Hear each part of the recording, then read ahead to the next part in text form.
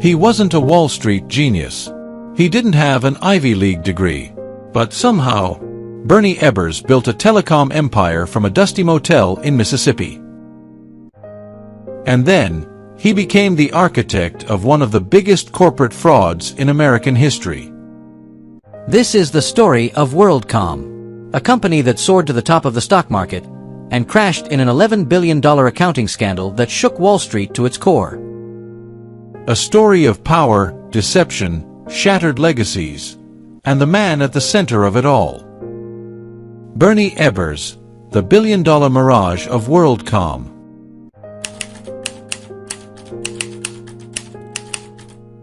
Before the billion-dollar headlines, before the courtroom drama and the collapse that shook Wall Street, there was just a man.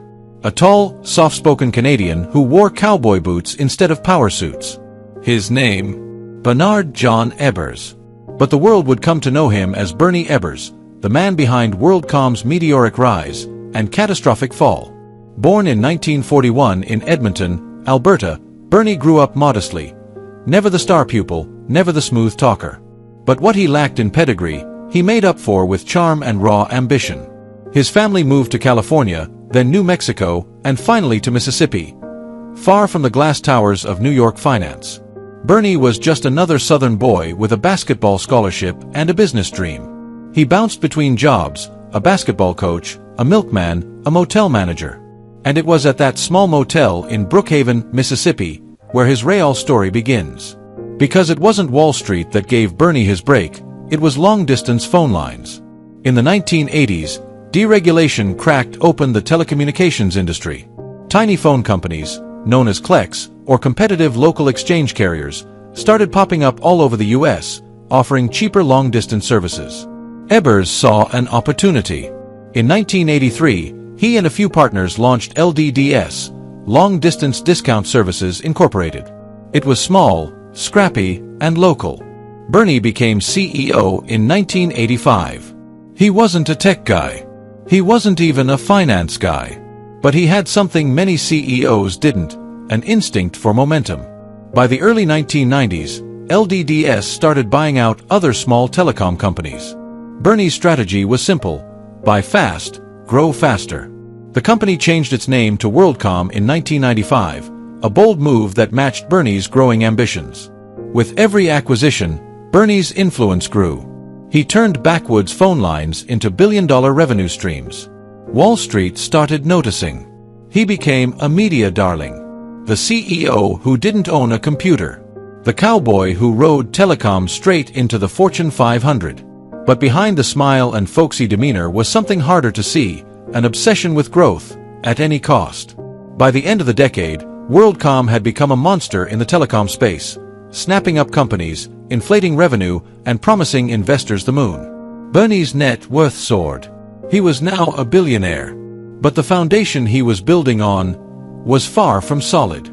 The stage was set. The empire was growing. But even the strongest-looking empires can be built on sand.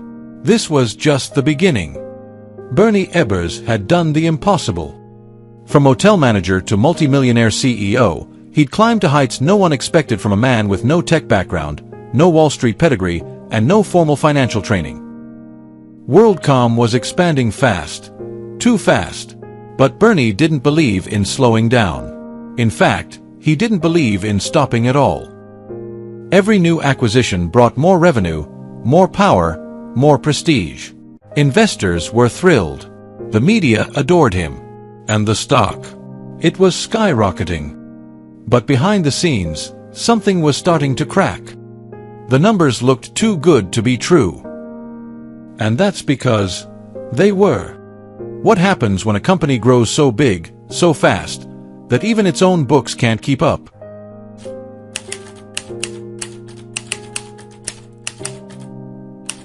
In the next episode, we'll dive into the aggressive empire-building strategy that turned WorldCom into a telecom giant and planted the seeds of its destruction. If this story pulled you in, just wait. What's coming next will blow the lid off everything you thought you knew about corporate America. So if you're as intrigued as we are, give this video a thumbs up to let the algorithm know the truth still matters. Subscribe and turn on the notification bell so you never miss a twist, a lie, or a downfall. Share this episode with someone who needs to see how power, profit, and pride can unravel even the biggest empires. And tell us in the comments below, had you ever heard of Bernie Ebbers before this? Or was this your first time stepping into the shadows of WorldCom? Because next time, the WorldCom machine begins its most dangerous run yet.